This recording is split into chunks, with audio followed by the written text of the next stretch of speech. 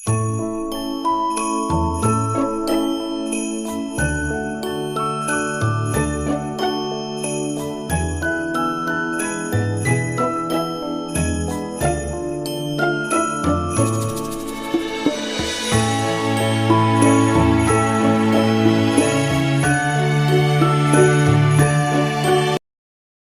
प्यारे बच्चों, welcome again to physics solution point.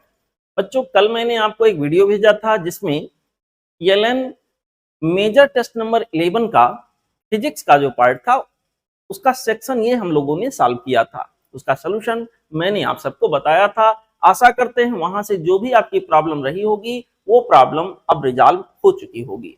आज हम लोग इस वीडियो में सेक्शन बी सॉल्व करेंगे, उसी पेपर का सेक्शन बी आज हम लोग सॉल्व करेंगे। तो बिना देर करते हुए सेक्शन बी पर आते हैं, जिसमें बच्चों क्वेश्चन नंबर 36 टू 50 तक का सॉल्यूशन हम लोग देखेंगे। ठीक है, चलते हैं यहाँ पे, स्टार्ट करते हैं क्वेश्चन नंबर 36। यहाँ पे कहा गया है rectangular loop ABCD is placed near to an infinite length current carrying wire। बहुत अच्छी बात है। Magnetic force on the loop, बेटा यहाँ पर ये एक लूप दिखाया उन्होंने। ये मैं फिर से एक डायग्राम यहाँ ले लेता हूं, आप लोग देखो ध्यान से। इस डायग्राम के बारे में यहाँ पर कुछ बोल रहा है। यहाँ पर एक इनफाइनाइट लेंथ के वायर की बात की गई है और उस वायर के आसपास एक यहाँ पर लूप रखा हुआ है जिसका शेप स्क्वायर है। ओके, स्क्वायर नहीं बल्कि रेक्टेंगुलर शेप का है। यहाँ पे रेक्टेंगुलर शेप का है। इसका लेंथ कहें तो 25 सेंटीमीटर, इसका ब्रेड्थ कहें तो 10 सेंटीमीटर का है। मेरे प्यारे बच्चों, क्या होगा, पूछा गया है net force, magnetic force on the loop, magnetic force in the sense net force. तो ये देखें, ये वाला करंट जो इसमें फ्लो कर रहा है और ये वाला करंट जो इसमें फ्लो कर रहा है, ये दोनों सेम डायरेक्शन में है। सेम डायरेक्शन में होने की वजह से इन दोनों के बीच में अट्रैक्शन फोर्स काम करेगा। अट्रैक्शन फोर्स काम करेगा, इसका मतलब ये हुआ कि बच्चों ये वाला वायर इसको अपनी तरफ अट्रैक्ट कर रहा होगा। सपोज करिए ये फोर्स हमारे पास है F1, इसको मान लेता हूं F1, और इसी तरह ये वाले करंट की डायरेक्शन अपवर्ड है, इसमें डाउनवर्ड है, तो इसके द्वारा इस पर जो फोर्स लगाया जाएगा रिपल्सिव नेचर का होगा। मतलब ये वाले वायर के ऊपर लगने वाला फोर्स ऐसे होगा, सपोज करिए F2। और ये जो हॉरिजॉन्टल पार्ट में है, ये बी और CD वाले पार्ट, इन दोनों में फोर्स, जितना फोर्स इस लोकेशन पर लगेगा इसके जस्ट नीचे उतना ही फोर्स लगेगा, जितना फोर्स इस लोकेशन पर लगेगा उसके नीचे जस्ट उतना ही फोर्स लगेगा। तो ये दोनों फोर्स एक दूसरे को कैंसिल आउट कर देते हैं, तो नेट फोर्स वर्टिकल डायरेक्शन में 0 होगा। लेकिन यहाँ अब देखो, इन दोनों में देखें तो दोनों में कौन बड़ा और कौन छोटा। बेटा यहाँ पे देखो, ये क्योंकि ज्यादा नजदीक है, ये वाला AD वाला पार्ट इस वायर के ज्यादा क्लोज है, इसलिए ये वाला फोर्स ज्यादा होगा और ये वाला फोर्स कंपैरेटिवली कम होगा। तो यहाँ पे सब मिला जुला के नेट फोर्स कैसा होगा, अट्रैक्टिव होगा, वायर की तरफ ये लूप आगे बढ़ेगा।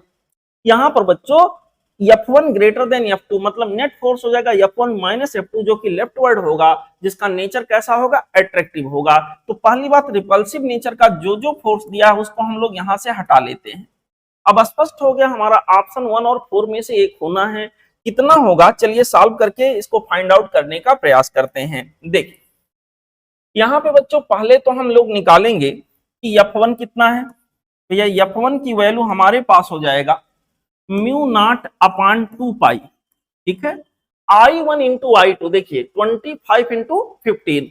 यहाँ पर फॉर्मूला कहता है अगर इनफाइनाइट लेंथ का कोई एक वायर है, उसके आसपास कोई दूसरा वायर रखा है, तो पर यूनिट लेंथ पर जो फोर्स लगता है mu naught upon 2 pi I1 I2 by R, per unit length पर लगने वाला फोर्स होता है। तो इसी तरह यहाँ हो जाएगा 25, ये हो गया बेटा 25 इंटू 15 डिवाइडेड बाई इनके बीच का सेपरेशन, जो कि 5 इंटू 10 की पावर माइनस 5 इंटू 10 की पावर यहाँ के अंदर -2, इतना मीटर में लिख दिया।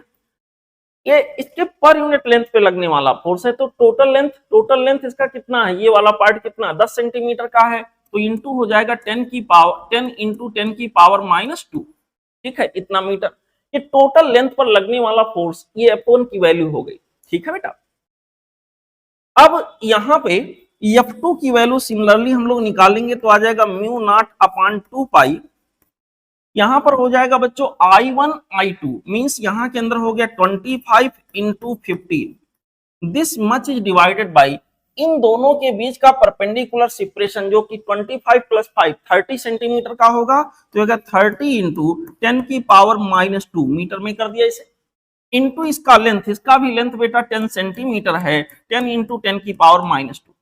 अब कुछ जो चीजें कैंसिल हो रही है उसको यहीं से हम लोग कर लेते हैं, यहाँ 10 की पावर -2 10 की पावर -2 से कैंसिल, यहाँ भी 10 की पावर -2 10 की पावर -2 से कैंसिल हो जाएगा। इसमें नेट फोर्स की वैल्यू हम लोग निकालने के लिए आगे बढ़े, नेट फोर्स की value sigma F equal to आ जाएगा greater force minus smaller force, यहाँ के अंदर हो गया F1 minus of F2। Okay, चलिए म्यू नॉट अपॉन 2 पाई यहाँ से कॉमन हो जाएगा, mu naught upon 2 pi common हो गया, और क्या क्या कॉमन होगा बच्चों, 25 इंटू 15 ये हो जाएगा 25 इंटू 15 भी कॉमन हो गया, ठीक है।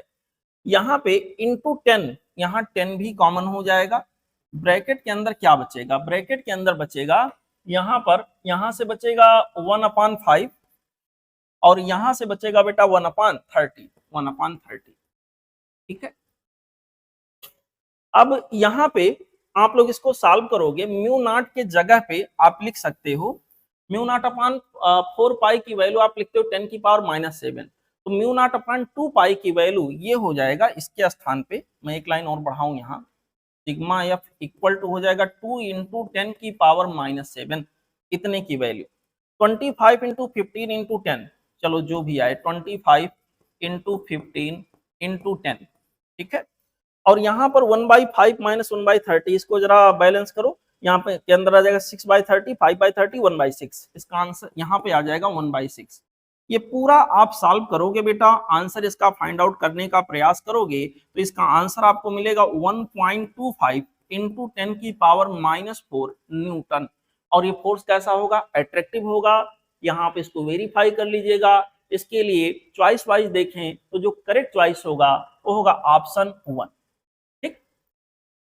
ओके बेटा, चलते हैं अगले क्वेश्चन पे। हमारा अगला क्वेश्चन यहाँ कैपेसिटर से वो रिलेटेड है, energy stored in the capacitor as shown in the figure, figure A के लिए बोला है कि इसके अंदर एनर्जी स्टोर्ड की वैल्यू इतनी है, अच्छी बात है। If battery is replaced by, battery is replaced, जो बैटरी यहाँ लगा था 100 वोल्ट का उसको रिप्लेस कर दिया जाए बाई एक another capacitor of 900 pico farad, उतने ही कैपेसिटी का दूसरा यहाँ के अंदर कैपेसिटर कनेक्ट कर दिया गया, then total energy of the system. देखो बेटा, जब ये पूरा हमने बैटरी लगा के इसको चार्ज किया होगा तो 100 वोल्ट इसके पास आ गया होगा और ये फुल्ली चार्ज हो चुका है इस समय। फिर बैटरी को हटाकर यहाँ एक कैपेसिटर हम कनेक्ट करेंगे तो ये कैपेसिटर शुरुआत में यहाँ पर न्यूट्रल रहा होगा, इसके ऊपर कोई चार्ज नहीं रहा होगा, अनचार्ज रहा होगा। जैसे ही कैपेसिटर को हम कनेक्ट करेंगे चार्ज का flow high to low potential होगा और ये कैपेसिटर भी चार्ज हो जाएगा। लेकिन बैटरी का कनेक्शन नहीं है तो जो चार्ज इस पे ऑलरेडी था वही दोनों पर मिला के रहेगा, यानी चार्ज यहाँ कंजर्व रहना है। तो देखिए बाद में पूछा टोटल एनर्जी सिस्टम की अब क्या होगी, पहले इतना था तो अब क्या होगा। मेरे प्यारे बच्चों, इसको सॉल्व करके इसका आंसर चलिए निकालते हैं, देखते हैं क्या होगा। पहली बात, एनर्जी में कमी आएगी। क्यों कमी आएगी, क्योंकि जब चार्जिंग या डिस्चार्जिंग की प्रोसेस होती है तो उसमें एनर्जी का लॉस होता है। बेटा यहाँ पर ये देखिए चार्ज रीडिस्ट्रीब्यूशन होगा, चार्ज रीडिस्ट्रीब्यूशन होगा जिसमें एनर्जी का लॉस होगा। तो पहले अगर एनर्जी इतना था तो वही एनर्जी इसमें, जब वही चार्ज जब इसमें डिस्ट्रीब्यूट होगा तो कुछ एनर्जी का लॉस होगा, मतलब जितना एनर्जी पहले था उससे कम आंसर आना है, ठीक है। जितना एनर्जी पहले था उससे कम आंसर आना है, यहाँ जीरो होना नहीं है। जितना एनर्जी पहले था उससे कम आंसर आना है, तो ऑप्शन एक ही बच रहा है, ठीक। अगर हम इसको निकालने की कोशिश करें कि कैसे इसको सॉल्व करेंगे तो ऐसे होगा कि बेटा शुरुआत में जो एनर्जी, देखिए इसका सोल्यूशन कैसे होगा। शुरुआत में जो एनर्जी इसके पास रहा होगा, सपोज करिए इसके ऊपर चार्ज आ गया Q, ठीक है, टोटल मिला के प्लस Q माइनस Q ऐसे चार्ज है। तो यहाँ के अंदर टोटल एनर्जी जो इसके पास अभी रहा होगा, अभी के लिए शुरुआत में U की वैल्यू रही होगी Q² divided by 2 times of C, ठीक है बेटा। Q² फुल्ली चार्ज है ये, यहाँ के अंदर इसकी वैल्यू दिया 4.5 इंटू 10 की power minus of 6 joule. Okay, यहां पर क्यू स्क्वायर की वैल्यू हमारे पास हो जाएगा 2 टाइम्स ऑफ सी, और सी हमारा है 900 पिको फैराड। तो यहाँ के अंदर बच्चों हो गया 900 पिको को हम बदलते हैं 10 की पावर -9 कर लें, माफ करिएगा 10 की पावर -12 कर लें ताकि ये फैराड में आ जाए, 10 की पावर -12। यहाँ पर इंटू 2c इंटू यहाँ के अंदर हो गया 4.5 इंटू 10 की पावर -6। ठीक है, इसको हम लोग थोड़ा मेहनत करें, देखते हैं क्या आएगा। ये दोनों मिलाकर बच्चों 9 हो जाएगा, और 9 इंटू 9, 9 का स्क्वायर हो गया, 9 का स्क्वायर हो गया। ये दो जीरो यहां से इंक्लूड होगा तो 10 की पावर -10 बचेगा, 10 की पावर -10 इंटू 10 की पावर -6, ये हो गया 10 की पावर -16। ये क्यू स्क्वायर की वैल्यू आ गई, तो क्यू की वैल्यू हो जाएगी बेटा 9 इंटू 10 की पावर -8 कूलम। ये चार्ज इसके ऊपर है, जब बैटरी हटा के उसकी जगह दूसरा कैपेसिटर कनेक्ट करेंगे तो चार्ज दोनों पर मिला के वही रहेगा। तो अब जो सिस्टम की एनर्जी होगी नई वाली, सपोज यू डैश हो गया, वो हो जाएगा क्यू स्क्वायर, क्यू वही है जो पहले था, Q square divided by 2 times of C. लेकिन अब सी में 2 सी हो गए, जो कैपेसिटी इसकी वही इसकी है, दोनों पैरेलल में आने की वजह से सी इक्विवेलेंट की वैल्यू यहाँ के अंदर हो जाएगी 2 टाइम्स ऑफ सी। ठीक है बेटा, अब देखो क्यू स्क्वायर की वैल्यू आप देख सकते हो, 9 इंटू 10 की पावर -8 का स्क्वायर करेंगे 81 इंटू 10 की पावर माइनस आप हो जाएगा 60 divided by 2 into 2 that means 4 into 900 pico farad है इंटू 10 की पावर माइनस क्या हो गया 12। इसको सॉल्व कर लेते हैं। यू डैश की वैल्यू बेटा यहाँ के अंदर इसको हम सॉल्व करें, ये 100 बार गया, ये 9 बार गया, यहाँ के अंदर हमारे पास आ जाएगा 9/4 इंटू 10 की पावर -16 और 10 की पावर माइनस, यहाँ देखिए 10 है तो 10 की पावर यहाँ के अंदर आ गया -6। यहाँ पर इसका आंसर आ जाएगा 2.25 इंटू 10 की पावर -6 दिस मच जूल। देखिए अगर आप थोड़ा सा दिमाग लगाएं तो इसको सॉल्व करने की जरूरत ही नहीं होनी चाहिए थी, जीरो आंसर आना नहीं था। यहाँ के अंदर बच्चों वाले एनर्जी से ज्यादा हो नहीं सकता था, वाले एनर्जी के बराबर भी नहीं हो सकता था, क्योंकि लॉस तो होगा तो उससे कम ही आंसर आना था। ऑप्शन पहले से स्पष्ट था। फिलहाल पूरा सोल्यूशन मैंने बता दिया, इसके लिए करेक्ट चॉइस हो जाएगा बच्चों ऑप्शन 2। चलते हैं अगले सवाल पे। देखिए हमारा अगला क्वेश्चन नंबर 38। क्वेश्चन नंबर 38 में कहा गया है a uniform rope of length L and mass 5 kg hangs vertically from the rigid support। बेटा यहाँ पर कोई रिजिड सपोर्ट है और इस रिजिड सपोर्ट से कोई रस्सी बंधा हुआ है, कोई स्ट्रिंग यहाँ के अंदर बंधा हुआ ऐसे, ठीक है, यहाँ पर, और इससे कोई मास अटैच है, यहाँ पर बच्चों इससे कोई ब्लॉक अटैच है। जो रस्सी है, जो यहाँ स्ट्रिंग बताया गया है, इसके लिए बोल रहा है कि इसका खुद का मास 5 kg है, इसका खुद का मास बेटा 5 kg है, और जो इसके ऊपर वेट लटकाया गया वो 5 किलोग्राम का है। दिस इज नहीं, इसका खुद का वेट 5 kg का है और इसके ऊपर जो ब्लॉक लटकाया गया है बेटा वो 4 kg का है। हमसे कहा गया है a transverse pulse of wavelength λ1 is produced at the lower end of the rope. मतलब यहाँ पर ट्रांसवर्स पल्स प्रोड्यूस किया गया। देखें यहाँ पर बच्चों ट्रांसवर्स पल्स प्रोड्यूस किया गया, यहाँ से एक तरह से डिस्टरबेंस दिया गया, ये डिस्टरबेंस ऐसे ऐसे आगे बढ़ता जाएगा। यहाँ पर वेव के चलने की स्पीड सपोज v1 है और वेवलेंथ की वैल्यू λ1 है, उन्होंने λ1 को λ1 ही लिखा। चलिए जैसे जैसे आगे बढ़ता जाएगा बेटा क्या होगा, ये वेलोसिटी और वेवलेंथ बदलता जाएगा। क्यों बदलता जाएगा? क्योंकि टेंशन बदलता जाएगा। अभी आपको समझा रहे हैं। यहाँ के अंदर कहा गया है λ1 यहाँ पे है और wavelength of the pulse when it reach top of the रोप, जब यहाँ पहुंचेगा तो इस पोजीशन पर वेवलेंथ की वैल्यू क्या होगी, सपोज λ2 होगी, ये हमसे पूछा गया है। सपोज यहाँ वेलोसिटी v2 होगी। बेटा ऐसे केस में जब स्ट्रिंग में चलने वाले वेव की स्पीड के बारे में हम बात करते हैं तो वेव स्पीड की वैल्यू होती है स्क्वायर रूट के अंदर capital T divided by small m। Capital T यहाँ टेंशन फोर्स है और स्मॉल m यहाँ मास पर यूनिट लेंथ होता है, किसका? स्ट्रिंग का। तो स्ट्रिंग का मास पर यूनिट लेंथ जो है बच्चों वो तो कांस्टेंट है। ये जो स्मॉल m लिखा है ये स्ट्रिंग का मास पर यूनिट लेंथ है जो कि क्या है? कांस्टेंट है।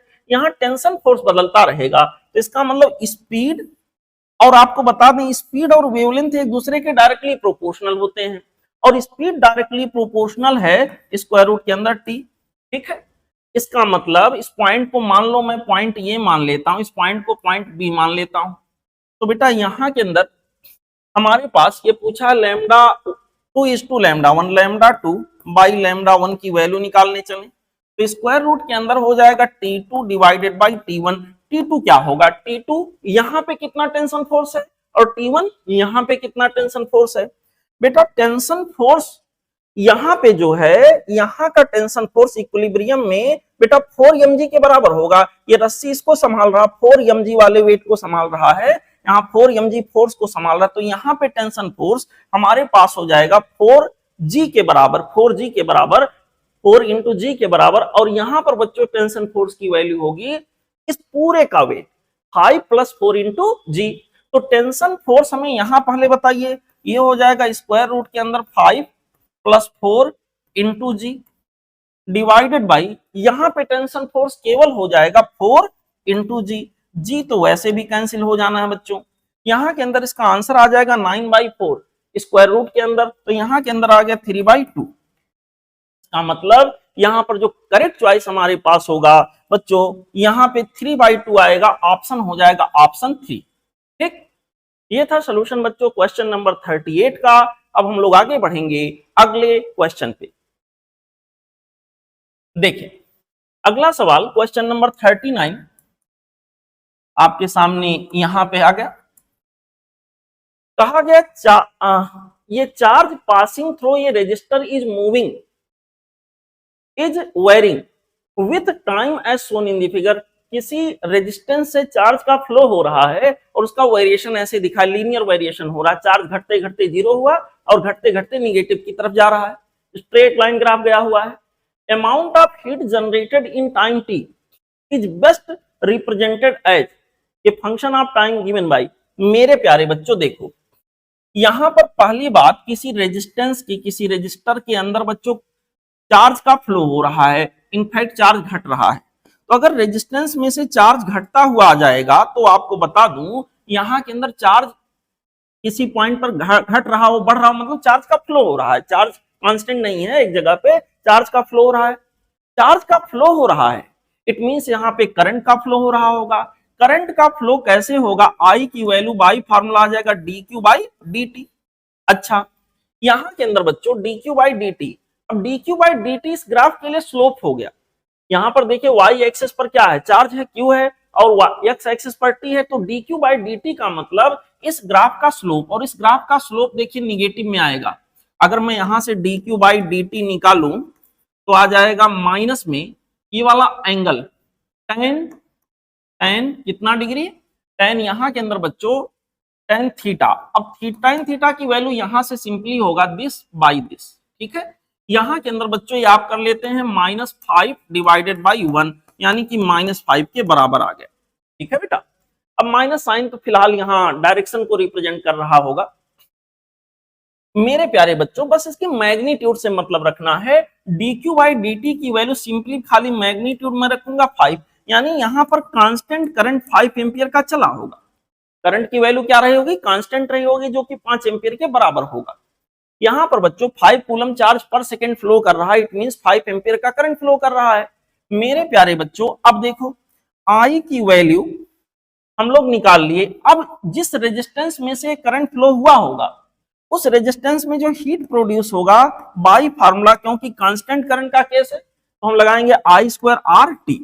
ठीक है, कांस्टेंट करंट का केस है इसलिए डायरेक्टली मैंने अप्लाई कर लिया, अदरवाइज मैं लिखता DH = I²RDT लिखता। फिलहाल करंट कांस्टेंट है, अगर करंट कांस्टेंट है, रेजिस्टेंस में कोई बदलाव नहीं हो रहा है, तो heat energy directly proportional to क्या हो जाएगा, टाइम। यानी हीट और टाइम के बीच में हीट प्रोड्यूस जो होगा और टाइम के बीच में रिलेशन लीनियर आएगा, यानी ग्राफ स्ट्रेट लाइन होगा। अगर चारों ऑप्शन को देखें तो स्ट्रेट लाइन मुझे मिल रहा ऑप्शन 3। ओके, तो करेक्ट चॉइस यहां के लिए हो गया बच्चों ऑप्शन 3। ओके, चलते हैं अगले क्वेश्चन पे। देखिए क्वेश्चन नंबर बच्चों यहां पर हमारे सामने आ गया 40, देखते हैं क्या सोल्यूशन होगा इसका। क्वेश्चन नंबर 40 में कह रहा है in Young's double slit experiment the two slits are d distance apart. बहुत अच्छी बात। Interference pattern is observed on the screen at a distance D very greater than small d from the slits. बहुत अच्छी बात है। A dark fringe is observed on the screen directly opposite to one of the slit. Wavelength of light is, बच्चों समझो इस बात को, यहां पे समझिए सब लोग, यहां पे कोई एक स्लिट ये रहा और एक स्लिट ये रहा। बच्चों दो स्लिट बने हुए हैं और इसके सामने कहीं पे स्क्रीन बना हुआ है। स्लिट के बीचों बीच से मैं एक लाइन चला देता हूं, स्क्रीन का ये सेंट्रल पार्ट हो गया। कोई वेव यहां से चला होगा, कोई वेव यहां से, तमाम जगहों पे यहां दोनों स्लिट से S1 और S2 से चलने वाले वेव सुपर इंपोज कर रहे होंगे। मैक्सिमा मिनिमा का पैटर्न बन रहा होगा, इंटरफेरेंस पैटर्न बन रहा होगा। सवाल कह रहा है dark fringe is observed on the screen directly opposite to one of the slit. Dark fringe जो है ना बेटा, वो एक स्लिट के जस्ट अपोजिट मिल रहा है। मतलब ये मान लो एक स्लिट है, इसके जस्ट सामने यहां पर ऐसे कोई यहां पे क्या मिला, डार्क फ्रिंज मिला है। क्या मिला बेटा, यहां डार्क फ्रिंज मिला है। यहां पे डार्क फ्रिंज मिलने की बात हुई है। अब देखो यहां से एक वेव चला होगा और एक वेव यहां से चला होगा, दोनों मिलकर डार्क फ्रिंज बनाए होंगे ऐसे। ये वाली दूरी हमारी सपोज करिए x है। अगर इंटरफेरेंस पैटर्न में YDSC के पैटर्न में हम डार्क फ्रिंज का स्क्रीन के सेंटर से पोजीशन देखते हैं, तो बेटा यहां पर हमारे पास देखिए, पहले तो हम ये देखते हैं path difference should be equal to odd multiple 2n-1 λ/2, ऐसे शुरू करते हैं। ठीक है, यहां पे डेल्टा की जगह हमारे पास अगर ये वैल्यू d है तो होता d sin थीटा। मैं पूरा ही बता देता हूं, आपको भूला हो तो भी याद आ जाए। 2n-1 into λ/2। देखिए यहां पर d साइन थीटा के जगह पर लगभग थीटा हम लोग रख लेंगे, क्योंकि कैपिटल डी की वैल्यू बहुत ज्यादा है और ऐसे केस में मान के चलते ही हैं। कैपिटल डी की वैल्यू बहुत ज्यादा है तो ये वाला जो एंगल यहां बना होगा, जिसको हम थीटा कह रहे हैं, ये वाला एंगल बहुत कम होगा। तो आर्क अपॉन रेडियस के हिसाब से थीटा के जगह पर, साइन थीटा के जगह पर थीटा आ जाएगा लगभग में, और यहां पर आ गया 2n-1 λ/2, ऑड मल्टीपल ऑफ λ/2 के बराबर होगा पाथ डिफरेंस। यहां पर बच्चों स्मॉल डी और थीटा के जगह पर हो जाएगा x बाई कैपिटल डी। अब ध्यान दीजिए, एक बार मैं लिख देता हूं, ये हो गया 2n-1 λ/2। देखो बेटा डी x की वैल्यू क्या होगी बेटा, ये देखो ये बीचों बीच वाला लाइन ये चल रहा है, इसके जस्ट सामने डार्क फ्रिंज बन रहा है। इसका मतलब ये जो x होगा वो d/2 के बराबर, ये पूरा d है, ये क्या होगा d/2। तो x की जगह पर हम लोग लिख देंगे स्मॉल d/2, नीचे कैपिटल D पहले से मौजूद है, इक्वल टू हो जाएगा 2n-1 λ/2। तो यहां पर बच्चों हमसे पूछा कि बताइए वेवलेंथ लाइट का यहां के अंदर क्या हो सकता है, वेवलेंथ लाइट का यहां के अंदर क्या पॉसिबिलिटी है होने की, इसके बारे में उन्होंने पूछ रखा है। तो चलिए सॉल्व करते हैं। इसका मतलब बच्चों ये हुआ कि लैम्डा की वैल्यू, देखिए ये दो यहां से कैंसिल कर देते हैं, लैम्डा की वैल्यू यहां के अंदर आ जाएगा d² divided by 2n-1 into capital D। अब n की वैल्यू 1 रखेंगे, अगर फार्मूला मैंने ऐसे लिखा है 2n-1 वाला, तो n की वैल्यू 1 रखेंगे तो पहले डार्क फ्रिंज की पोजीशन होगी, 2 रखेंगे तो दूसरे डार्क फ्रिंज की पोजीशन होगी। तो यहां पॉसिबिलिटी क्या क्या है, सपोज करिए n की जगह 1 रखा तो d² बाई, यहाँ ऑड मल्टीपल आएगा, ऑड नंबर आएगा कोई, यहां के अंदर हो जाएगा n की जगह 1 रखा तो 2-1 1d, या n की जगह 2 रखेंगे, दूसरे डार्क फ्रिंज की पोजीशन देखेंगे तो आ जाएगा d² बाई 3d। इसी तरह आगे आएगा d² बाई 5d। तो इसमें से कोई भी आंसर हो सकता है, ये नहीं कहा यहाँ कौन सा डार्क है, कोई सा डार्क हो सकता है। तो ऑप्शन पे डिपेंड करता है। देखो इस फॉर्मेट में ऑप्शन हमारे पास 2 हैं, ये तो नहीं हो सकता, कैपिटल D ऊपर है, इन दोनों में से एक होगा, और दोनों में से एक जो होगा वो होगा ऑप्शन 4। ये नीचे देखिए even multiple of capital D है, जो कि नहीं पॉसिबल है। ठीक है, यहाँ के लिए करेक्ट चॉइस आ गया ऑप्शन 4। ठीक है बेटा, चलते हैं अगले क्वेश्चन पे देखें। अगला सवाल यहां पर बच्चों नेक्स्ट क्वेश्चन हमसे कह रहा है एन अल्फा पार्टिकल, कोई अल्फा पार्टिकल है बच्चों। क्वेश्चन नंबर 41 का यहां सोल्यूशन हम लोग देखने जा रहे हैं। देखो अल्फा पार्टिकल जिसकी की एनर्जी यहां के अंदर बताया गया 10 मेगा इलेक्ट्रॉन वोल्ट है, collides head on with copper nucleus. बेटा यहां के अंदर ये कॉपर का न्यूक्लियस है, सपोज ये रहा कॉपर का न्यूक्लियस, और अल्फा पार्टिकल जाके इससे टकराने वाला है। देखो अल्फा पार्टिकल को कोई सी काइनेटिक एनर्जी देकर भेजा गया होगा, यहां पर अल्फा पार्टिकल को खूब ज्यादा दूरी पर यहां रखते हैं और यहां पर इसको काइनेटिक एनर्जी ठीक ठाक दे करके भेजते हैं। यहां पर जैसे जैसे अल्फा पार्टिकल पर चार्ज होगा +2e, जैसे जैसे, और यहां पर चार्ज क्या होगा +ZE, जैसे जैसे अल्फा पार्टिकल न्यूक्लियस के पास आता जाएगा रिपल्सिव फोर्स बढ़ता जाएगा। एक समय ऐसा आएगा कि अल्फा पार्टिकल, एक समय ऐसा आएगा बेटा कि अल्फा पार्टिकल न्यूक्लियस के इतना करीब पहुंच चुका होगा कि रिपल्सिव फोर्स इतना हो गया कि यहां पर बच्चों इसकी वैल्यू, इसकी स्पीड घट करके क्या हो जाएगी 0। इसको भी कोलिजन बोलेंगे, फिजिकल टच भले ही नहीं हुआ, यहां के अंदर v की वैल्यू क्या होगी 0, देन यहां से रिवर्स आएगा। सवाल उठा कि अब इन दोनों के बीच का सेपरेशन क्या रहा होगा, इसको कहते हैं डिस्टेंस ऑफ क्लोजेस्ट अप्रोच। यहां पे क्या होता, अल्फा पार्टिकल की जो काइनेटिक एनर्जी होती है वो अब पूरी तरह से पोटेंशियल एनर्जी में कन्वर्ट हो चुकी होती है। ये तो ऑलरेडी रेस्ट में था। यहां के अंदर बच्चों पोटेंशियल एनर्जी में कन्वर्ट होने का मतलब अब हो जाएगा 1/4 pi epsilon not electrostatic potential energy Q1 Q2। Q1 का मतलब हो गया 2 times of E alpha particle का चार्ज इंटू Q2, Q2 का मतलब हो गया Z इंटू ई, और Z की वैल्यू क्या है 29। यहां के अंदर बच्चों दोनों ही पॉजिटिव में है, यहां के अंदर हो जाएगा 29 times of e divided by r. हमें आर कैलकुलेट करना है, तो यहां पर के अल्फा को 10 मेगा इलेक्ट्रॉन वोल्ट की एनर्जी देकर भेजा गया है। तो यहां के अंदर बच्चों ये देखो 10 mega electron volt, 10 into mega को पहले तो इलेक्ट्रॉन वोल्ट में कन्वर्ट करें इंटू 10 की पावर 6, इलेक्ट्रॉन वोल्ट को जूल में कन्वर्ट करें इंटू 1.6 इंटू 10 की पावर -19, इतना आ गया 1/4 पाई एप्सिलॉन नॉट 9 इंटू 10 की पावर 9 के इक्वल होगा। ठीक है बेटा, 2 टाइम्स ऑफ ई यहां के अंदर हो गया इंटू 2 टाइम्स ऑफ ई, ई के जगह हो जाएगा 1.6 इंटू, या फिर रहने देते हैं इसको, यहां ई ही रहने देते हैं, इंटू यहां के अंदर हो जाएगा 29 टाइम्स ऑफ ई, ई के जगह पर यहां पर लिख देते हैं 1.6 इंटू 10 की पावर -19। ये देखो मेरे प्यारे बच्चों this whole much is divided by यहां के अंदर क्या हो गया आर। ठीक, अब इसको सॉल्व करके बेटा इसका आंसर निकाल लेना है आपको।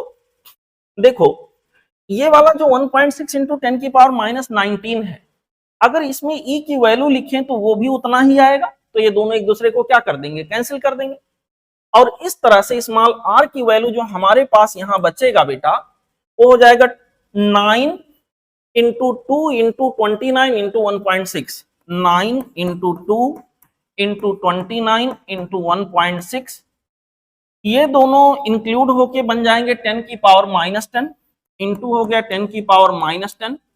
This whole much is divided by this whole much is, अब इधर क्या बचा 10 की पावर 7 केवल बचा है, यहां के अंदर हो गया 10 की पावर 7।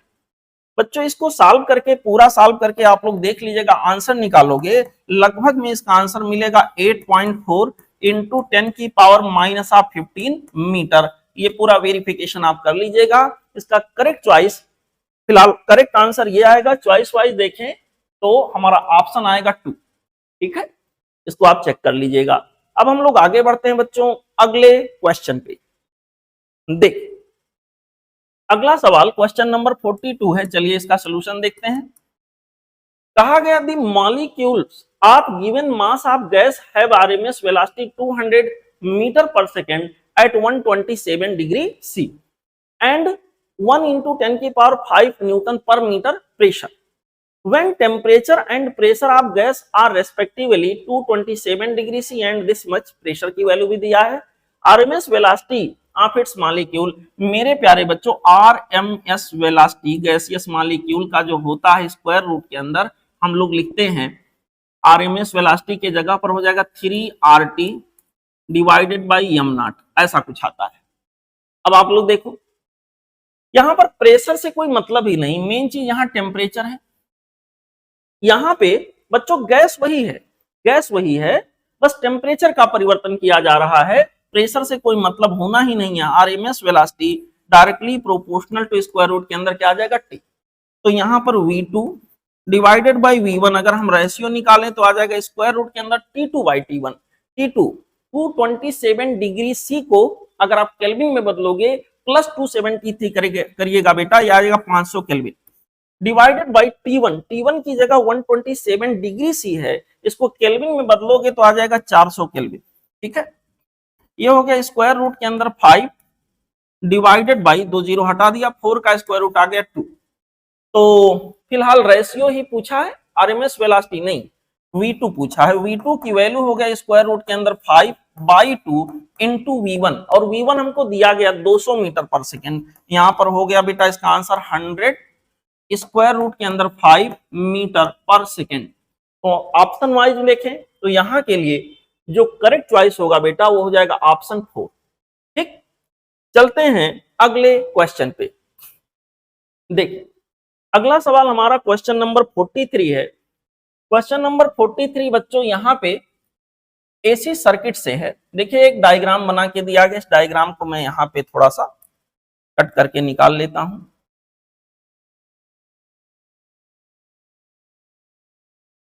देखिए ये वाला डायग्राम है, यहां हमसे कहा गया है, एक बार सवाल पढ़ते हैं। As given in the figure ये series circuit connected across 200 volt 60 hertz line consists of capacitor of capacitive reactance 30 ohm and ये non inductive resistor of 44 ohm and ये coil of inductive reactance 90 ohm and resistance 36 ohm power dissipated in the coil। यहाँ इस सवाल का सबसे main ध्यान देने वाला जो पार्ट है, जहां गलती होने की पॉसिबिलिटी बन रही मुझे दिख रहा है, वो है इन दी क्वाइल। पावर डिसिपेटेड कहां पे? क्वाइल में। समझिए पावर डिसिपेशन हमें पता है रेजिस्टेंस में होता है। रेजिस्टेंस दो जगहों पे है, एक तो अलग से जोड़ा गया है, एक इस क्वाइल के अंदर रेजिस्टेंस छुपा हुआ है। तो उसने पूछा power dissipation in the coil, ना कि पूछा इन दी सर्किट। अगर इसमें कुछ भी मेंशन ना होता तो हम पूरे सर्किट का रेजिस्टेंस कंसीडर करते, 36 प्लस 44 80 ओम आ जाता, उसके हिसाब से चलते। लेकिन यहाँ इन दी क्वाइल कितना होगा, तो केवल इस रेजिस्टेंस को पावर के लिए निकालेंगे। अब रहा सवाल power dissipation in the coil जो होगा आई स्क्वायर इंटू आर, और यहां पर आर की जगह क्वाइल में क्योंकि पूछा गया केवल क्या लिखेंगे R2। अब रहा सवाल आई क्या होगा, आई निकालने के लिए तो मुझे पूरा ही सर्किट कंसीडर करना है, तो पहले जेड निकाल लेते हैं। जेड की वैल्यू होगी स्क्वायर रूट के अंदर आर का स्क्वायर प्लस हो जाएगा एक्सएल डिफरेंस एक्स सी का होल स्क्वायर। यहां पर हो गया बेटा आर का स्क्वायर, आर स्क्वायर पूरे सर्किट के लिए हम करंट निकाल रहे हैं, पूरे सर्किट में ओवरऑल कितना करंट चलेगा, तो पूरे सर्किट का इंपीडेंस हमें निकालना पड़ेगा।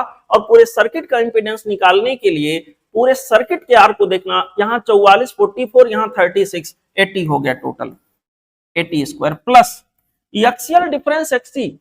एक्सएल की वैल्यू बेटा 90 है और एक्ससी की वैल्यू 30 है, तो यहाँ 90 डिफरेंस यहाँ के अंदर आ गया 30 का होल स्क्वायर। यहां पर बच्चों आ जाएगा 80 का स्क्वायर प्लस 60 का स्क्वायर, सब मिला जुला के आ जाएगा इसका आंसर बच्चों 100 का स्क्वायर मींस यहां के अंदर आ गया 100। नहीं माफ करिएगा, यहां के अंदर इसका ओवरऑल आंसर जो आएगा, हाँ सही बोल रहा हूं, यहां के अंदर आ जाएगा 100। ठीक, जेड की वैल्यू 100 ओम के बराबर आ गया। अब करंट जो हमारे पास होगा, करंट निकालने, तो करंट के जगह पर हो जाएगा V बाई जेड का स्क्वायर इंटू यहां के अंदर R2 हो गया। V आरएमएस वैल्यूज को लेंगे, ये जो 200 वोल्ट दिया कुछ बोला नहीं तो आरएमएस ही रहा होगा ये। यहां के अंदर बेटा हो गया 200 बाई जेड की वैल्यू कितना आ गया 100 का स्क्वायर इंटू यहाँ R2 क्वाइल के अंदर कितना पावर डिसिपेट होगा ये पूछा गया, तो यहाँ का रेजिस्टेंस कंसीडर करेंगे 36।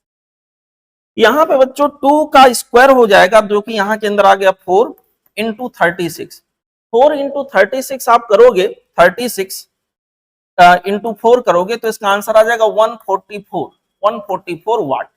तो यहाँ के लिए बच्चों जो करेक्ट चॉइस हमारे पास आएगा वो हो जाएगा ऑप्शन 3। ठीक है, ओके। चलते हैं बच्चों अगले क्वेश्चन पे। हमारा अगला क्वेश्चन यहाँ पे ऑप्टिक्स से है। देखें, ये एक बच्चों इमेज फॉर्मेशन और मैग्निफिकेशन, और यहाँ कहां से मैग्निफिकेशन होगा पूरा चार्ट बना के दिया है।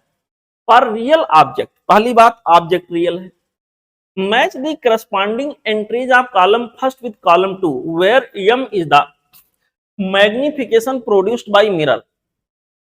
देखो बेटा, अगर कोई मिरर मैग्निफिकेशन -4 कर रहा है तो इसके दो मतलब निकले, मतलब कई निकले। मेन चीज ये हुआ निगेटिव में मैग्निफिकेशन, मतलब इमेज यहां रियल रहा होगा, ये बात पक्का है। तो ये का मैचिंग हो गया सी से, पहली बात। और ये जो रियल इमेज बनाएगा, कॉन्वेक्स मिरर जो है, कॉन्वेक्स मिरर अगर होगा तो बेटा रियल ऑब्जेक्ट का कभी भी रियल इमेज नहीं बनाएगा। यहां पर इसका मतलब इसका बी से कनेक्शन हो गया। तो दो जगहों से कनेक्शन जा रहा, बी और सी। तो एक ही ऑप्शन ऐसा है जिसमें ये का कनेक्शन बी और सी से होता हुआ दिख रहा, और किसी में तो ऐसा है नहीं। तो आप चाहो तो एक ही सेलेक्ट करके आप टिक करके आगे बढ़ सकते हो। लेकिन और देखें, -1/4 आने का सेंस फिर से हुआ। देखिए, -1/4 आने का मतलब ये हुआ कि अभी भी जो हमारा इमेज है वो रियल है।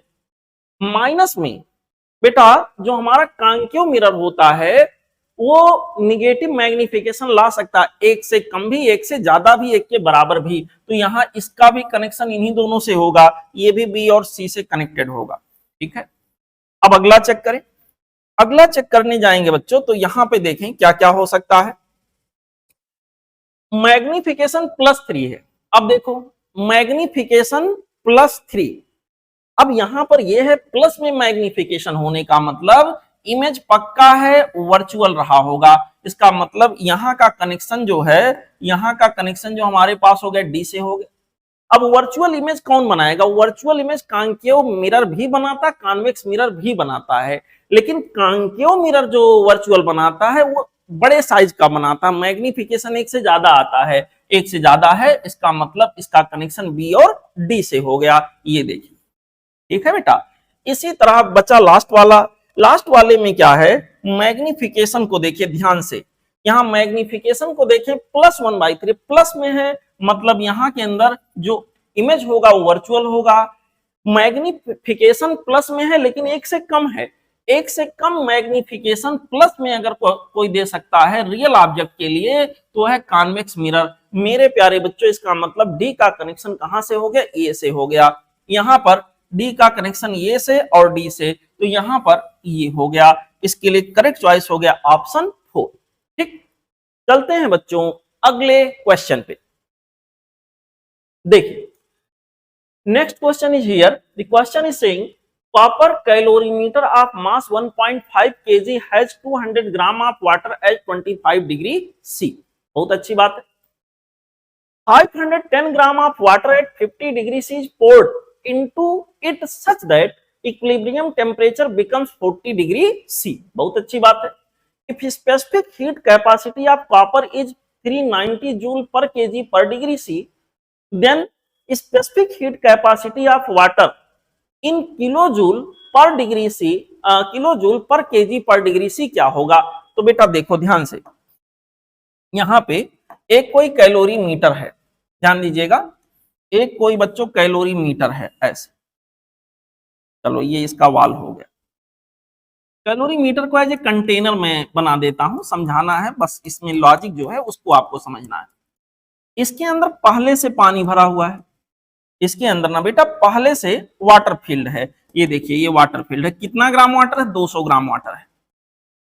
ये दोनों के दोनों वाटर जो है वो 25 डिग्री सी पर है। तो जिस बर्तन जिस कैलोरी मीटर में रहा होगा वो भी 25 डिग्री सी पर ही रहा होगा। मतलब अभी ये पूरा सिस्टम, इसके अंदर बैठे हुए वाटर की बात करें या फिर कैलोरी मीटर की बात करें, यहां के अंदर बच्चों ये वाटर 200 ग्राम है, सवाल ने ऐसा बोला है। और कैलोरी मीटर का मास भी उन्होंने मेंशन किया है 1.5 केजी है। यहां पर बच्चों इसका अभी का टेम्परेचर 25 डिग्री सी है। अब क्या हो रहा है, इसके अंदर कहीं से एडिशनल वाटर, ये वाटर बेटा कहीं से एडिशनल वाटर किसी कंटेनर में रख के लाए होंगे और इसके अंदर पोर कर रहे हैं। जो एडिशनल वाटर इसके अंदर हम भर रहे हैं, भरने जा रहे हैं, इस एडिशनल वाटर के बारे में ये बताया गया है कि इसका जो टेम्परेचर है वो कितना है बेटा, 50 डिग्री सी है। यहाँ पे 50 डिग्री सी है। और कह रहे हैं ऐसा करने के बाद जो इक्विलिब्रियम टेम्परेचर हुआ, ऐसा करने के बाद क्या हुआ होगा, देखो ध्यान से। यहां पर बच्चों ऐसा करने के बाद कहानी ये हुई होगी कि इसके अंदर वाटर पूरा फिल्ड हो गया होगा। जो ये वाटर आया और जो पहले से था वो पूरा, यहां पर बच्चों ये पूरा का पूरा वाटर 200 ग्राम पहले से 510 ग्राम अभी ले आए, फिल हो गया। अब पूरे सिस्टम का जो टेम्परेचर इस समय के लिए आ गया, पूरे सिस्टम का टेम्परेचर बच्चों इस समय के लिए जो आ गया वो हो गया इक्विलिब्रियम टेम्परेचर कितना, 40 डिग्री सी। कैलोरी मीटर भी 40 डिग्री सी पर आ गया, वाटर जो पहले से एडेड था वो भी 40 डिग्री सी सेल्सियस पर आ गया, और जो बाहर से ला गया वो भी। तो यहां पर कॉन्सेप्ट बस इतना लगाना है, heat energy given equal to heat energy taken. Calorimetry का प्रिंसिपल आपको लगाना है सिंपल सा। हीट कौन देगा, जो ज्यादा टेम्परेचर पे होगा, तो heat given by this water. यहां पर हम सिंपली बात करेंगे heat given equal to heat taken. Heat taken, heat taken जो होगा दो लोग मिलके लेंगे, ये वाला वाटर जो पहले से था कम टेम्परेचर पर, और ये जो कैलोरी मीटर था ये दोनों ही। तो यहाँ के अंदर बच्चों हीट गिवन, देखिए हीट गिवन ये वाला वाटर हीट दे रहा है, तो ये होगा mass of water. Mass of water 510 ग्राम है, यानी कि 0.51 किलोग्राम हो जाएगा, into specific heat. Specific heat इसी को पूछा गया है, ठीक है बेटा, यूनिट से देख लीजिए, स्पेसिफिक हीट ही पूछा गया है। यहां पर इनटू डेल्टा थीटा, जो वाटर पहले 50 डिग्री सी पर था, हीट देने के बाद उसका टेम्परेचर अब कितना हो गया, 40 डिग्री सी, ये भी तो इसी में शामिल है। यहां के अंदर बच्चों अब हमारे पास आ जाएगा 50 माइनस 40। ओके, हीट टेकन की वैल्यू बेटा, पहली बात ये जो वाटर पहले से था 0.2 किलोग्राम कह लीजिए, into specific heat of water. यहां पर स्पेसिफिक हीट ऑफ वाटर जो यहां था वही यहां होगा, इनटू डेल्टा थीटा। जो वाटर यहां पहले 25 डिग्री सी पर था उसका टेम्परेचर बढ़कर 40 डिग्री सी हो गया, तो कितना इंक्रीमेंट हुआ, 40 minus 25 plus heat taken by calorimeter. Calorimeter का मास 1.5 केजी है। स्पेसिफिक हीट कैलोरी मीटर के लिए देखिए दिया गया है 390 जूल पर किलोग्राम पर डिग्री सेल्सियस, यहां 390 रख दिया, ठीक है, इनटू डेल्टा थीटा। इसका भी टेम्परेचर 25 रहा होगा और 25 से बढ़कर 40 हुआ, तो यहां पर भी हम लोग लिखेंगे बच्चों 40 माइनस 25।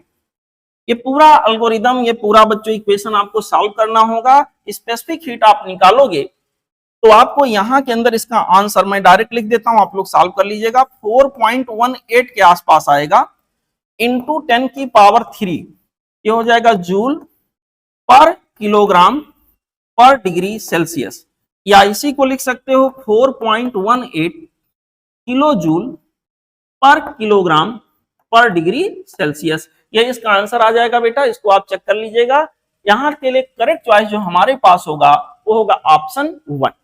ओके, ठीक है बच्चों, चलते हैं अगले क्वेश्चन पे।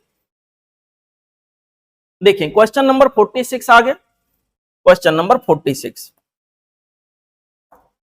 एक डायग्राम, यहां इस तरह का सवाल मैं आपको क्लास में करा चुका हूं, ऑलमोस्ट सारे सवाल जो आप कर रहे हो करा ही चुका हूं कहीं ना कहीं। ये देखो,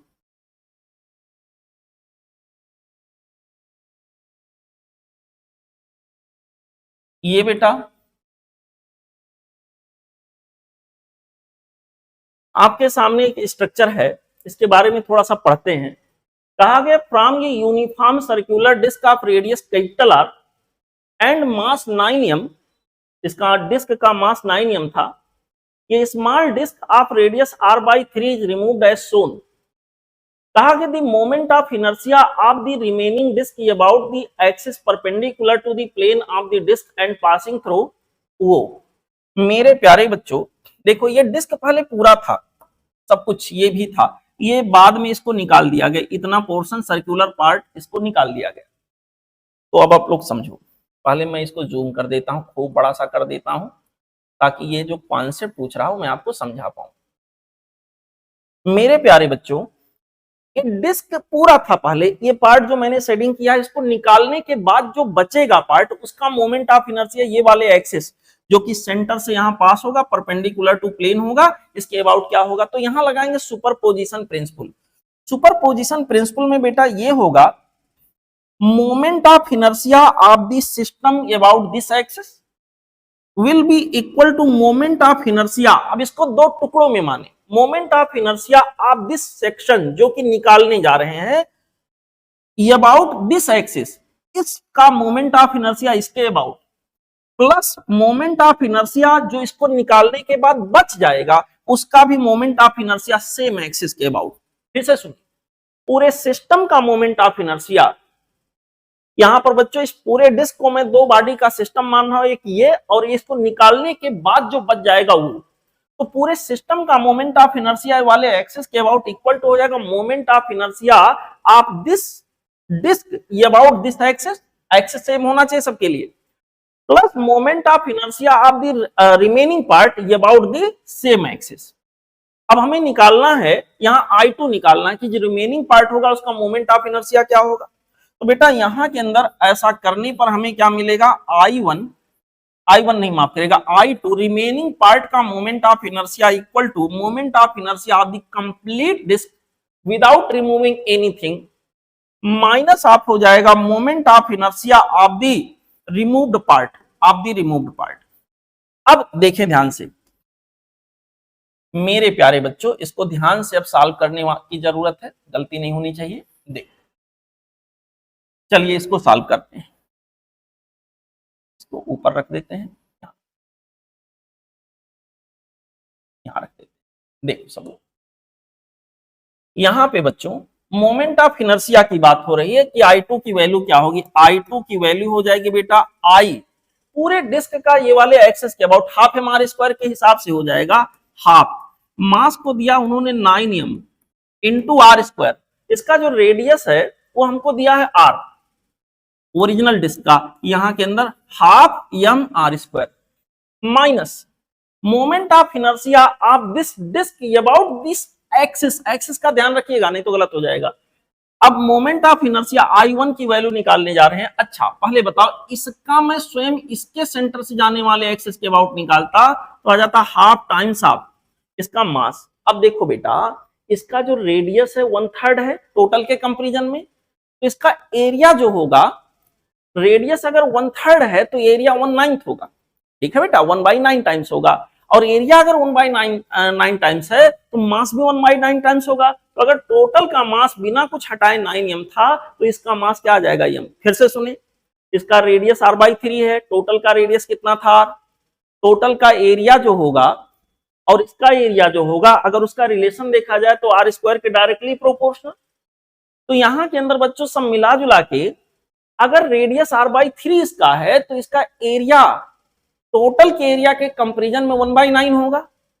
अगर एरिया 1/9 है तो मास डायरेक्टली प्रोपोर्शनल टू एरिया यहां होगा, तो मास भी 1/9 होगा। अगर टोटल का मास 9m था तो इसका मास क्या हो जाएगा, m हो जाएगा, तो ये हो गया हाफ m r स्क्वायर। यहां के अंदर बच्चों पहले इस एक्सिस के अबाउट निकाल रहे हैं, half m r square, r की जगह इसका रेडियस कितना है r/3, तो यहां हो गया r/3 का स्क्वायर। अभी देखिए ये जो मैं I1 की वैल्यू लिख रहा हूं ये वाले एक्सिस के अबाउट चाहिए, ये वाले एक्सिस के अबाउट लिखा, प्लस हो जाएगा पैरेलल एक्सिस थ्योरम, इसके अबाउट ये है तो इसके अबाउट क्या होगा, प्लस यहां पर पूरे डिस्क का इसका मास, इस डिस्क का मास इनटू यहां और यहां के बीच का परपेंडिकुलर सेपरेशन, ठीक है बेटा, ये एक्सिस के बीच का। तो इधर आप एक काम करो, ये देखो यहां से लेकर यहां तक का r/3, r में से r/3 निकाल दो, r में से r/3 निकाल दोगे तो आ जाएगा 2r/3 का स्क्वायर, ठीक है। इसी को सॉल्व कर लेना है, इसको आप सॉल्व करोगे तो आ जाएगा 9/2 एम आर स्क्वायर, और यहां के अंदर हो जाएगा minus half m r square, half m into r square by 9। तो यहां के अंदर हो जाएगा बेटा ये हमारे पास 1/18 एम आर स्क्वायर, प्लस यहां के अंदर हो जाएगा 4/9 एम आर स्क्वायर। ठीक है, यहां पर इसको 2 से मल्टीप्लाई कर लो, ऊपर 8 आ जाएगा, तो यहां के अंदर आ गया 9/2 m r square minus half, यहां के अंदर बच्चों 1/18 और प्लस यहां के अंदर हो जाएगा 8/18। ठीक है, तो यहां के अंदर हो गया 9/18 एम आर स्क्वायर। इसको हम लोग सॉल्व करेंगे बेटा, यहां के अंदर हमारे पास आ गया 9/2 और यहां पर इसको 1/2 कर देते हैं, -1/2 एम आर स्क्वायर। यहां के अंदर हो जाएगा 8/2 यानी 4 एम आर स्क्वायर। इसका आंसर जो आ गया बच्चों हो गया 4 m r square, means correct choice यहां के लिए आ गया ऑप्शन 1। ओके, होपफुली ये सवाल आपको समझ में आएगा बेटा। यहां एक्सेस का विशेष ध्यान रखना है, गलती लोग यहीं पे करते हैं। ओके, यहां पे अब हम लोग आगे बढ़ेंगे अगले क्वेश्चन पे। देखें अगला सवाल क्वेश्चन नंबर 47 है, इसका सोल्यूशन देखते हैं। देखो बच्चों, कहा गया tank contains water on the top of mercury as shown in figure. ये देखिए डायग्राम है, मैं यहां इस डायग्राम को निकाल लेता हूं हेल्प के लिए। ओके,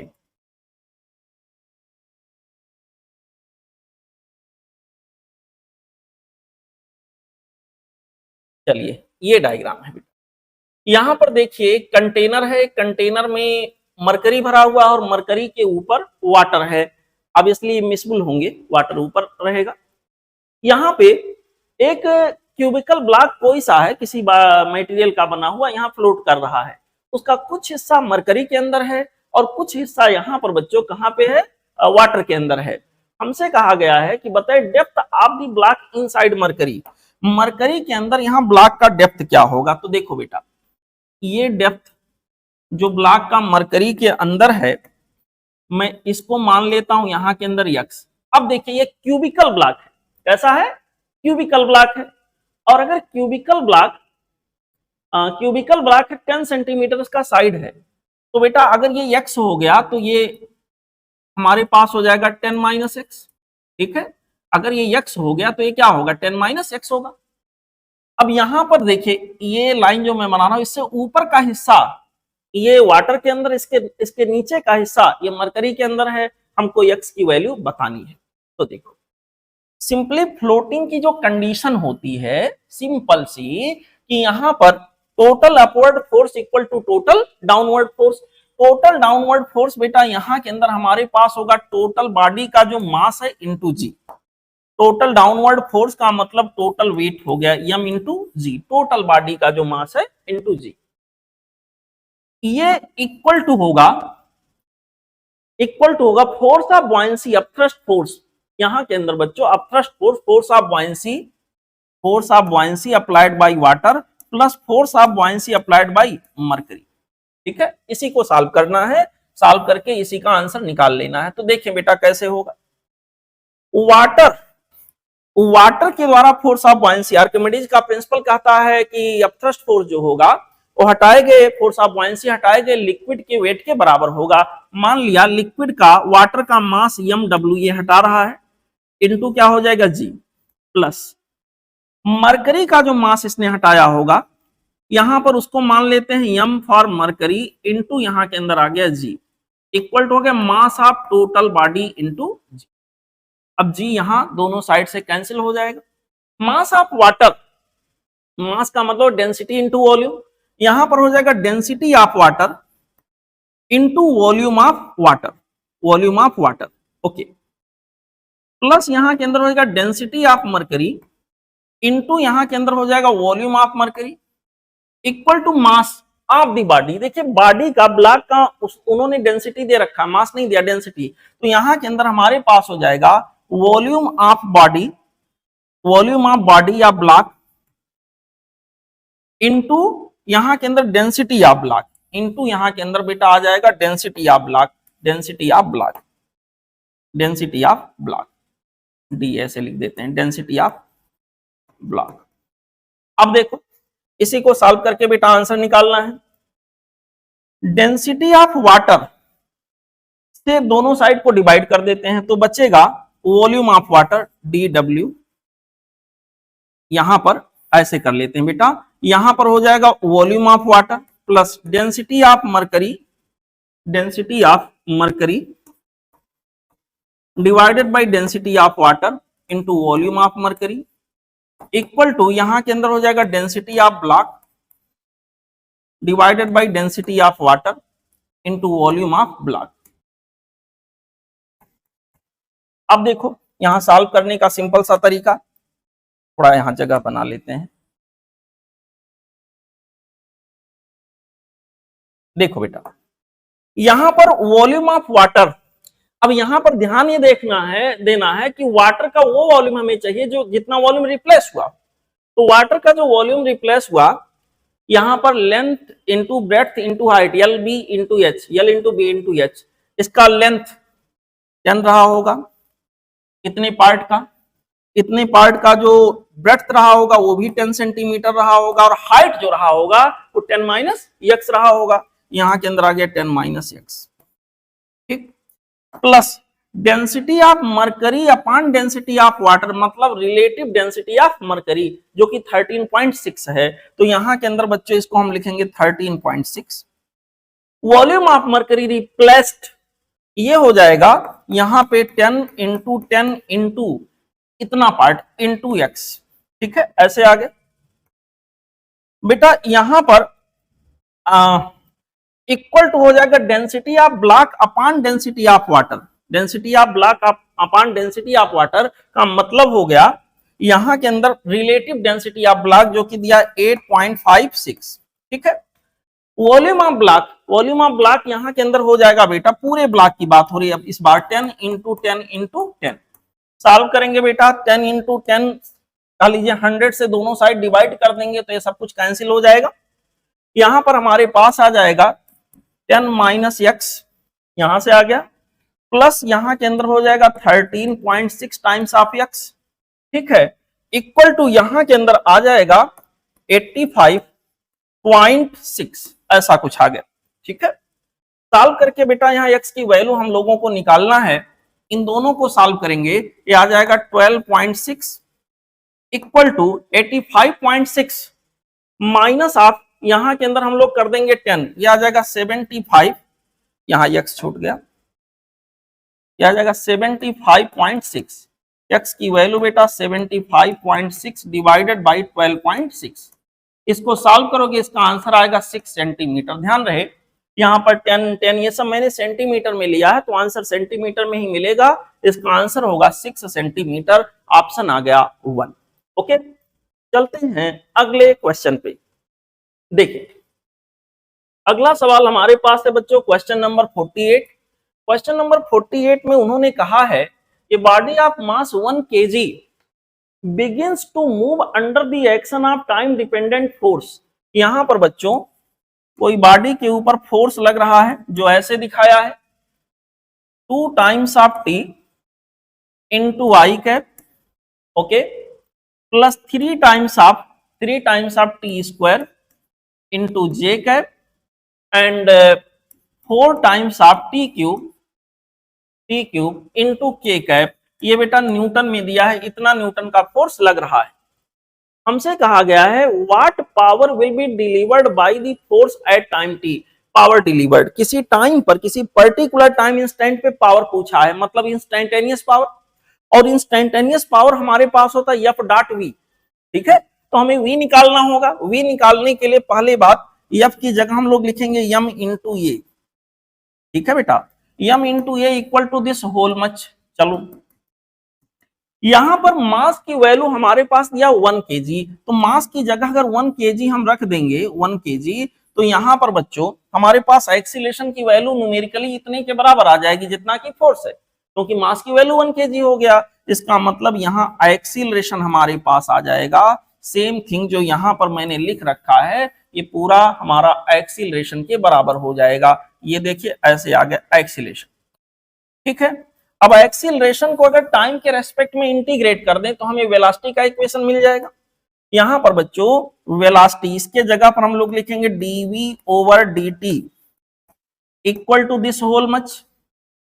इसका मतलब dv इक्वल टू हमारे पास हो जाएगा this whole much into dt।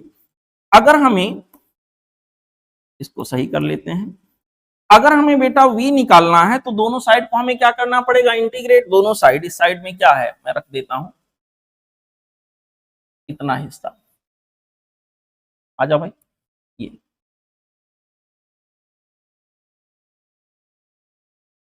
देखिए यहां पर इंटीग्रेट करने के लिए जाएंगे, इंटीग्रेट करने के लिए जाएंगे, हमसे पूछा व्हाट पावर, ठीक है। यहां पे ये हमारे पास आ गया v, राइट हैंड साइड को करेंगे 2t² बाई 2 यानी t² आ गया, t² इंटू आई कैप, यहाँ 3t³ by 3 plus t³ into क्या आ गया j कैप। यहां पर आ जाएगा बेटा हमारे पास इसी तरह से t की power 4 times of k cap, ऐसे, ठीक है। यहां पे कहां से स्टार्ट हुआ था, start under the action of force, शुरुआत में स्पीड 0 रही होगी, ये मान के चलेंगे। तो अगर यहां हम इंटीग्रेटिंग कांस्टेंट लगाएंगे प्लस c, t की वैल्यू 0 तो v की वैल्यू 0, तो c 0 ही मिलेगा, मतलब v की वैल्यू इतना ही आना है, कोई दिक्कत नहीं है। तो डायरेक्ट करते हैं, power delivered at time t equal to f dot v, f dot v i का कोएफिशिएंट फोर्स का और i का कोएफिशिएंट बेटा वेलोसिटी का, दोनों को मल्टीप्लाई कर देते हैं तो आ जाएगा 2 टाइम्स ऑफ t क्यूब, ये आएगा, यस। यहां पर j का कोएफिशिएंट फोर्स का और j का कोएफिशिएंट यहां पर वेलोसिटी का 3t² इंटू t क्यूब, तो ये हो जाएगा बेटा 3 टाइम्स ऑफ t की पावर 5, ठीक है, t की पावर 5। यहाँ k का कोएफिशिएंट फोर्स का 4t³ मल्टीप्लाइड बाई t की पावर 4, यहाँ के अंदर हो जाएगा 4 टाइम्स ऑफ t की पावर 7, यही इसका आंसर आ जाना चाहिए। मैच कराइए, 2t³ 3t की पावर 5 4 टाइम्स ऑफ t की पावर 7, मुझे मिल रहा ऑप्शन 2 में। करेक्ट चॉइस यहां के लिए आ गया बेटा ऑप्शन 2। ओके, चलते हैं अगले क्वेश्चन पे। देखें क्वेश्चन नंबर 49 करा, ये सर्कुलर रोड का मतलब सर्कुलर टाइप का टर्न रहा होगा कहीं थोड़े दूर के लिए। आप radius 100 metre has banking angle 45 degree, maximum safe speed of the car having a mass 2000 kg will be if coefficient of friction between tire and road is this। तो यहाँ दोनों चीजें मेंशन है बेटा, coefficient of friction भी mention है और banking angle भी मेंशन है। अगर दोनों चीजों को कंसीडर करते हैं तो मैक्सिमम सेफ वेलोसिटी का फार्मूला कुछ ऐसे आता है, आपको याद होगा मैंने बताया था, सर्कुलर मोशन के एंड में होगा लगभग, क्या रहा था, mu S plus tan theta divided by 1 minus mu S tan theta, this whole much is multiplied by r into g, ठीक है। सारे पैरामीटर्स जो यहाँ इन्वॉल्व है सबकी वैल्यू आपको दी गई है, चलिए रखते हैं। म्यू एस की वैल्यू यहाँ के अंदर बच्चों हमारे पास दिया 0.5 प्लस tan थीटा tan 45 की वैल्यू 1 हो जाएगा, divided by 1 minus mu S हमारा 0.5 है, tan थीटा की वैल्यू tan 45 1 हो गया, इनटू r की वैल्यू बेटा 1000 मीटर है और यहाँ g की वैल्यू हम ले लेते हैं 10, ठीक है, 10 या 9.8 लगभग में आंसर निकाल लेते हैं। बच्चों यहाँ के अंदर हमारे पास आ जाएगा स्क्वायर रूट के अंदर, ये देखिए 1.5 और यहाँ पर हो जाएगा 1 माइनस 0.5 यानी 0.5, 1.5 बाई 0.5 यानी 3/2 बाई 1/2, तो आ गया 3, ये पूरा पार्ट आ गया 3 इंटू, इसको लिख लीजिए 10 की पावर 4, तो यहाँ पर बच्चों हमारे पास आ जाएगा स्क्वायर रूट के अंदर 3 इंटू 10 की पावर 2, स्क्वायर रूट 3 1.732 कर सकते हैं इंटू 10 की पावर 2, तो लगभग में इसका आंसर आ गया 173 बच्चों मीटर पर सेकेंड, ये मैक्सिमम शेप वेलोसिटी होगी। अब देखिए जी की वैल्यू मैंने 10 लिया है, अगर 9.8 लेते तो थोड़ा और कम आता, तो ज्यादा क्लोज आंसर जो हुआ हो गया ऑप्शन 1। ठीक, अब हम लोग आगे बढ़ेंगे बच्चों अगले क्वेश्चन पे। क्वेश्चन नंबर 50 हमारा नेक्स्ट क्वेश्चन है। इसमें कहा गया है, देखो question number 50, an air bubble of radius 1 metre of radius 1 centimeter rises from the bottom of liquid of density 1.5 gram per cubic centimeter at the constant speed this much. The density of the air is neglected. Coefficient of viscosity of liquid is approximate in Pascal into second. तो ध्यान रहे हमें answer SI system में निकालना है। देखो यहां के अंदर होगा टर्मिनल वेलोसिटी, बाई फार्मूला हम लोग क्या लिखते हैं 2/9। यहां के अंदर बच्चों हमारे पास आता है density of solid. Generally solid body को ही हम ग्राफ करते हैं, लेकिन इस बार सॉलिड का नाम नहीं लिया है। डेंसिटी ऑफ सॉलिड, पहले फार्मूला लिख दूं, माइनस लिक्विड इनटू यहां के अंदर होता R into g divided by यहां पर होता ईटा। अब देखो यहां पानी के अंदर बुलबुला ड्रॉप है, ड्रॉप नहीं बबल है, वो नीचे से ऊपर जा रहा है, तो अब इसलिए यहाँ टर्मिनल वेलोसिटी निगेटिव हो जाएगा। ठीक है, नीचे से ऊपर जा रहा है, हमें मैग्नीट्यूड से मतलब है। यहां पर बच्चों जिसको हम लिक्विड कहते थे वो लिक्विड नहीं, इस बार वो क्या है बबल है, तो ये हो जाएगा बबल। ये जो यहां के अंदर ये लिखा हुआ पार्ट है लिक्विड, ये बबल की डेंसिटी हो गई। और जिसको मैंने सॉलिड लिखा है, जो यहां के अंदर बच्चों लिक्विड है, लिक्विड के जगह बबल हो गया, और जिसको मैंने सॉलिड लिखा है, सॉलिड की जगह यहां के अंदर लिक्विड ले लेगा। ये डिफरेंस यहां लगा देते हैं ऐसे, यहां के अंदर लिक्विड जिसके अंदर ये छोड़ा गया है, मतलब दोनों चीजों का, पानी के अंदर बबल चल रहा है, पानी की डेंसिटी और यहाँ बबल की डेंसिटी दोनों पानी या कुछ और दिया है, कोई भी लिक्विड हो सकता है। लिक्विड और बबल के अंदर क्या है एयर है, कि डेंसिटी का अंतर। अब उन्होंने ये भी बोला है if density of air is neglected, देखो बबल के अंदर क्या होगा एयर होगा, जिसकी डेंसिटी नेग्लेक्ट करने के लिए बोला गया है, तो अब सॉल्व हो जाएगा। ये केवल मैग्नीट्यूड पर हम चर्चा कर रहे हैं बेटा, इसलिए डिफरेंस लगा दिया। यहां पर हो जाएगा 2/9। डेंसिटी ऑफ लिक्विड हमको दिया गया 1.5 ग्राम पर क्यूबिक सेंटीमीटर, तो आप लिख लो 1.5 इंटू 10 की पावर 3, ये हो जाएगा किलोग्राम पर मीटर क्यूब। ठीक है, इंटू आर, रेडियस जो दिया है एयर बबल का वो हमसे दिया है बेटा हमको 1 सेंटीमीटर, 1 इंटू 10 की पावर -2। जी की वैल्यू चलिए हम 10 रख देते हैं अपने हिसाब से, divided by eta. Coefficient of viscosity यहाँ इस सवाल के अंदर हमको दिया होगा, नहीं वही तो पूछा है, यहाँ कांस्टेंट टर्मिनल वेलोसिटी हमको दे दिया है। यहाँ पर बच्चों ये हमको दे दिया 0.25, क्या दिया है सेंटीमीटर पर सेकेंड, इंटू इसी में बढ़ा लो इंटू 10 की पावर -2, ये हो गया मीटर पर सेकेंड।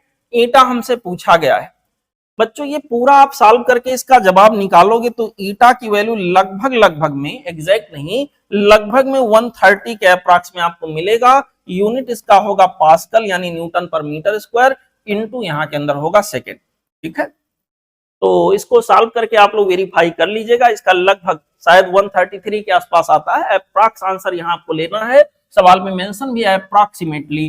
तो यहाँ के लिए जो करेक्ट चॉइस बच्चों हमारे पास आया वो हो गया ऑप्शन 2। ठीक है, इस तरह से बच्चों ये भी सेक्शन मैंने आपको बता दिया। होपफुली जो भी प्रॉब्लम आपकी रही होगी वो प्रॉब्लम अब प्रॉब्लम नहीं होगा, बल्कि वो सोल्यूशन बन चुका होगा। फिर भी दिमाग है, हो सकता है कुछ बातें अभी भी डाउटफुल हो, तो अगर ऐसा कुछ है तो आप मुझे मैसेज करके, मुझे फोन करके या कोचिंग पे आके मिल करके मुझसे सवाल पूछ लीजिएगा। ठीक है, कमी मत छोड़ेगा बच्चों, यहाँ एग्जाम करीब है, किसी भी तरह की कोई भी लापरवाही आपको पीछे पहुंचा सकता है।